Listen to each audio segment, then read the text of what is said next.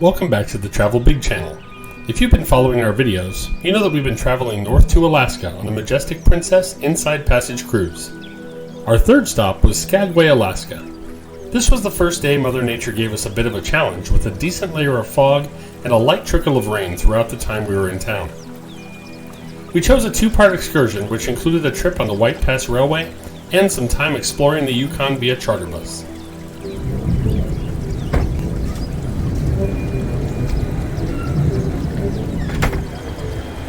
We picked up the train from just a short distance away from the pier, and we're excited to see it was a train that reminded us of one of our other favorite trains, the Grand Canyon Railway in Arizona.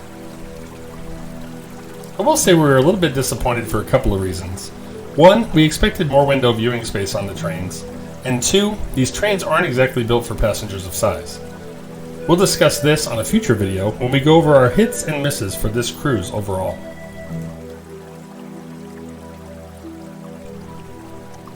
One of the really cool parts of this train ride was that they allow you to stand outside on the platform and observe the surroundings from outside the train car.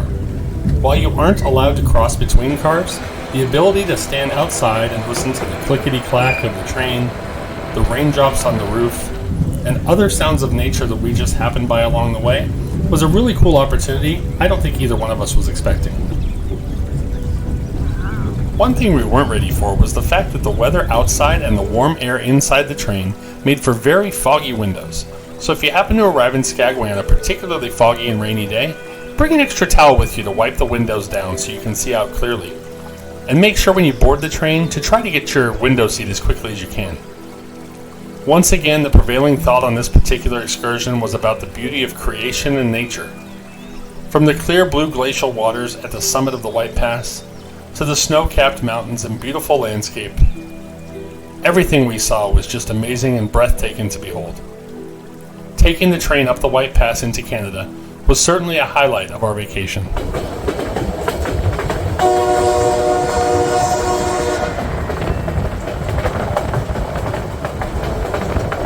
After disembarking the White Pass Railway, we began our trip via charter bus through the Yukon. One stop we made while we were on the road was Yukon Wild Adventure. They served a barbecue lunch, which was pretty tasty, and certainly hit the spot after a long morning.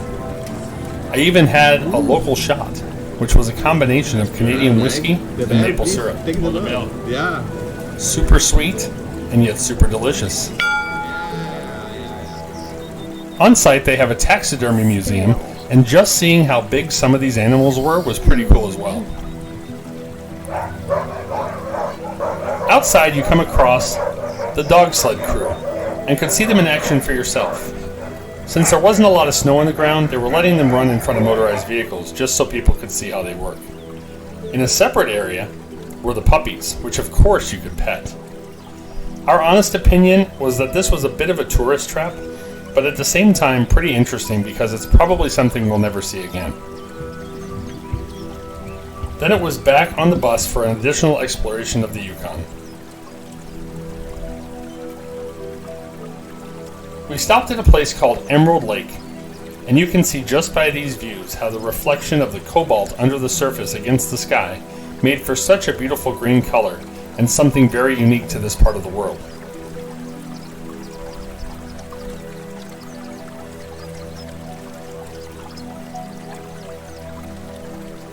Of all things, we also passed an actual desert in the Yukon. No, desert doesn't just mean hot, it has to do with the type of terrain and the climate the area experiences, but I never knew there was one in Yukon. We made one last quick stop at a small town before heading out to complete the rest of our drive. There was an opportunity to grab some quick shopping, a sweet treat, and a little traveler tip. Since Canada doesn't stamp your passport when you get off the train, you can stop at this little shop and they'll allow you to stamp your own book with their passport stamp. So if you're into collecting passport stamps, don't miss out on that quick stop. The rest of our day was spent on the charter bus making our way back from the Yukon into Skagway. Our honest review as passengers of size for this particular excursion was that there was an awful lot of time spent in cramped spaces. With an hour and a half on the train and another 2.5 to 3 hours on the bus, it certainly makes for a cramped day. That being said, I don't know that either one of us would have seen the Yukon or the White Pass unless we chose to jump on this excursion.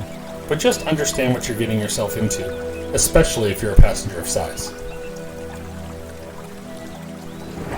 For more information on this excursion and our thoughts and feelings as to whether or not it was worth it, go ahead and hit the subscribe button and the notification bell so you're made aware when our next video comes out. We're looking forward to sharing with you all of the hits and misses from our Majestic Princess Inside Passage vacation. We look forward to seeing you on our next video. If you haven't already, hit the like button and share this video with a friend. And remember, why travel small when you can go big?